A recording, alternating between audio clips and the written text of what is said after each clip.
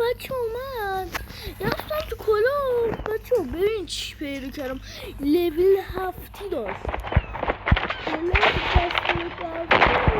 دعوا شده بود که کی اینو داشته باشه کی نداشته باشه. حالا من بودم چطوری گرفته بچه ها. درسته که با همونجا بگیم. حالا من موندم پس نمید تازه باید که لولش از 4 بود قبل الان تغییر کرده. اصلا یه بار من نزدم خدا فقط اسنایپش خوبه. بچه قبول دارین خیلی خرشانسه به هم بگید قبول یا نه. بچه اگه اینو بریدم خدای کارم لایک داره. اگه اینو بریدم چون واقعا اسنایپ خیلی بوده.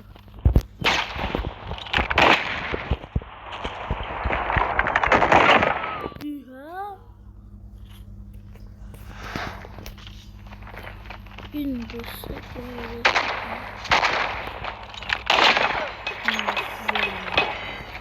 بچه واقعا اگه شما هم اینو خیلی دوست دارین اسنایپر بهم بگین تو کامنت. واقعا خیلی قشنگه.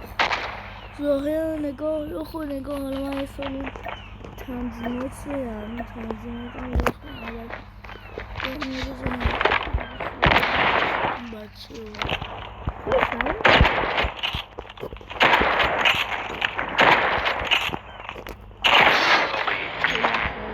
شد نه شد اینجا تنظیمات همون یه چیزایی چک کنیم. مثلا من اینجا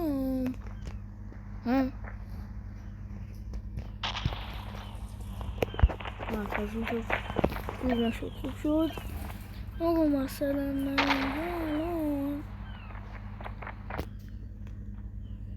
اینجا تو نیست.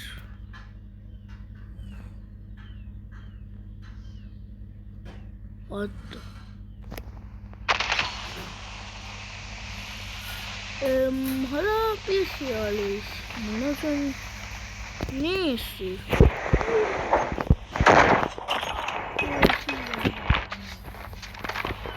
یا خدا باش تا تو نور بچه اون 360 بودم آخریه. اگه 360 دارم لایکو ساب بکنم.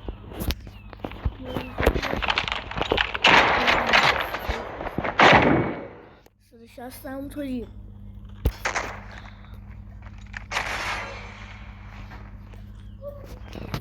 شاول من بزنم با اسم خودش بار خودش بزنم. باجی اسم کل اضافه شده میتونی نیت طرف رو بگی.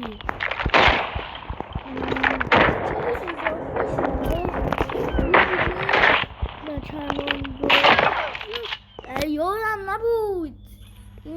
نبود بچه. حالا دیگه اسنایپر شد دیگه خدایی. ولی خدایی خیلی خوب بود.